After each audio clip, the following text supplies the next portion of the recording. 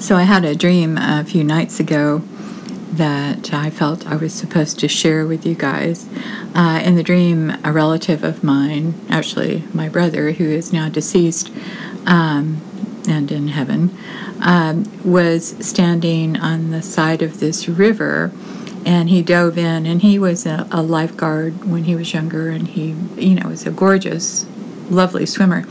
But the river he dove into was murky and dark and not very good. But he was just gliding through it, and I thought, yeah, And so I woke up and I was asking the Lord, okay, what does that mean? Well, a river means the river of life, but a murky, dark, colored river is always spiritually bad. And swimming is, able to maneuver in the spirit and stuff like that. So the essence of that was, which I got quite a bit out of it, was actually generational too, is that many people in my generations, especially my brother, and even myself when I was first saved, really thought that as long as they had Jesus, that they could still be the master of their own fate and dive into dark, murky, spiritual places and come out unscathed. Now, in the dream, he was maneuvering fine, but in the dream, as I was watching, I was going, doesn't he know all that polluted stuff in the water is getting inside of him?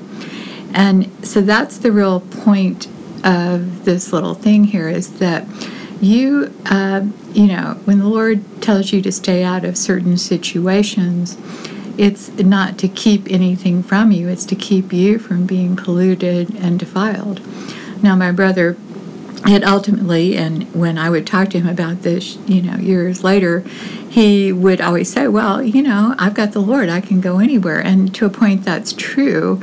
It's not going to change his fate. I'm sure he's in heaven. But it did change his time here on earth, and it did affect him physically, and also spiritually and emotionally. You cannot dive into dark places unless it is the Lord's will for you to do that, which in case you will be totally protected.